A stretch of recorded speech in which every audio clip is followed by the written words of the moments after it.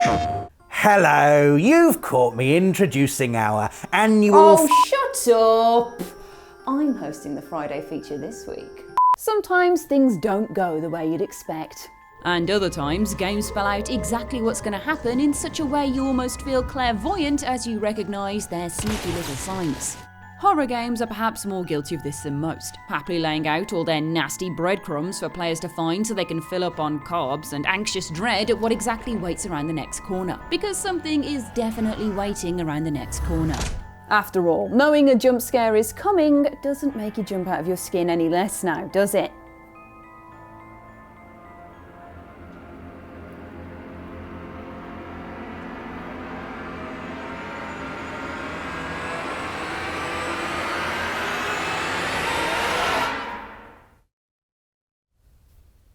The same goes for all those spooky horror tropes that have been hammered home over the years. We know something awful is coming and can pinpoint exactly what it is thanks to the genre's specialised shorthand we've all become experts at interpreting.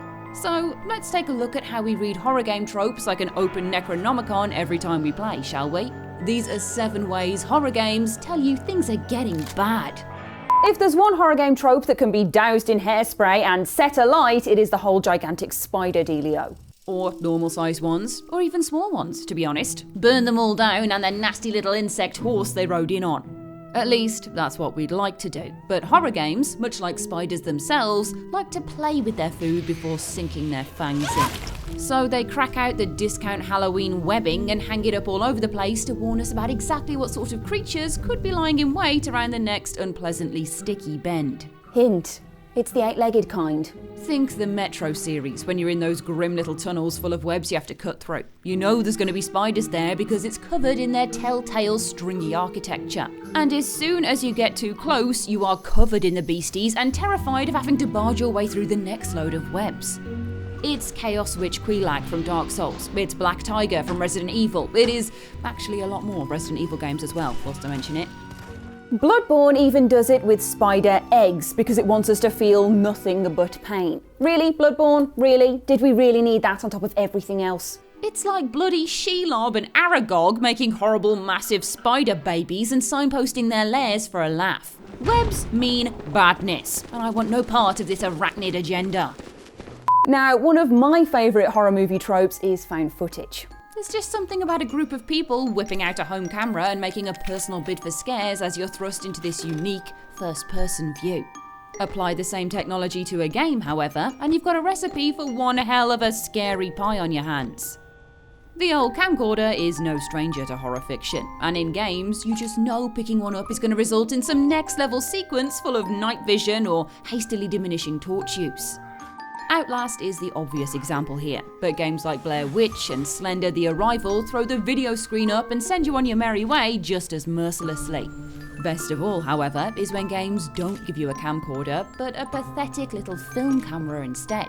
The only light you can produce from one of these bad boys is just a second of flash by taking a picture, meaning you can navigate the area through strobing snapshots alone, as in Lucy's chapter in Visage. Fatal Frame even takes this to the extreme by making you look down the viewfinder as you stare ghosts in the face for ghoulish portraits.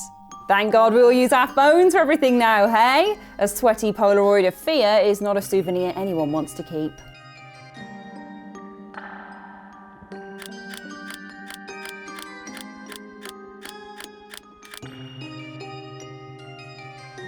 When you see a locker, you already know it's too late. What is otherwise an innocuous piece of furniture for storing coats and old bits of chewing gum transforms as soon as you stick it in a horror game. As you know, you're going to be bunched up in there like a bullied cartoon schoolchild in no time. Oh, please, sadist, don't take my lunch money. They're the universal signposts that you're dealing with a stalking enemy you won't be able to kill. One where you'd rather contort yourself into a claustrophobic hellhole and sweatily peer through the gaps than face whatever horrible fate the villain has in store for you. There's always this trade-off of compromised vision for the illusion of safety that we always take because it's better than facing our fears. While some games might offer you a table or a bed to hide under with a little more wiggle room, seeing a locker just hits different and always sends that jolt of recognition that something is going to be chasing you around this area. Something not pretty or nice or particularly receptive to putting the bludgeoning tool down and just deciding to be friends instead. Best of all is when you can subvert this and drag people out of the lockers yourself in Dead by Daylight. We've seen the inside of too many awkward metal cupboards ourselves to let survivors get away with that nonsense. Now, sound plays a very important part in horror games. Whether it's eerie soundtracks peppered with discordant strings and tinkling piano parts, or the wet crunch of flesh-devouring monsters feasting in the darkness, hearing is believing when it comes to creating atmosphere and tension. Like jump scares, see? Sound is so important. But ironically, it's silence that proves scarier than any noise, even a Randy Fox. Horror games going dead quiet signals only one thing. Something big and horrible is going to come and shatter that silence like Chris Redfield wailing on a boulder. Eerie quiet instinctively has you leaning in to catch any sound clues from the environment, meaning you're blasted back when something sneaky leaps out and grabs you by the face. Haunting Ground's use of this is particularly relevant here, sapping all creepy music out of the game whenever a stalking character gets a little too close, resulting in death if you fail to get out of there in time. All those people that say silence is golden haven't had their back broken by debilitas, which is probably a good thing. Is it even a horror game if an increasingly unstable Jenga tower of tension isn't being built with every step you take? Every part of the world building is another block added. Strange music, a relentless pursuer, a swirling, irresistible mystery. Best of all is when games go that step further to really sell this setting as real and inhabited by people that have experienced, read, being killed by, the scares you're yet to find, leaving behind clues and warnings for the perceptive to take advantage of. Why this is almost always erratic children's drawings you'll have to take up with the devs. The rest of the time, however, we get a good old blood-on-the-wall technique a la Dead Space. The last moments of someone's life spent sticking their finger in their unzipped abdomen to finger paint a message for any passers-by. Obviously, this is a sign that something horrible lies in wait and rockets up the delicious horror game tension to a maximum in the process. It really must be bad if someone has taken the time to immortalise their last words in their own juices. Ugh. Not dissimilar to the bloodstained messages offering a dismembered helping hand is the convenient safe room. Ah, what a lovely spot for a safe place. Oh, thank you, game. So fortunate to have found one right here. We all cry before realising if it seems too good to be true, it almost certainly is. Coming across some very well-placed safety is almost scarier than facing off against the horror itself. As you know, as soon as you're out of the spot, you'll either be thrust into an intense boss battle or otherwise upsetting sequence designed to get you right back into the heat of the game. It's the juicy, bloody carrot the game dangles in front of you, saying, take a bite, have a rest, it's all fine, before snatching it away and replacing it with a rotten finger instead. Equally delicious if you're not a coward, though.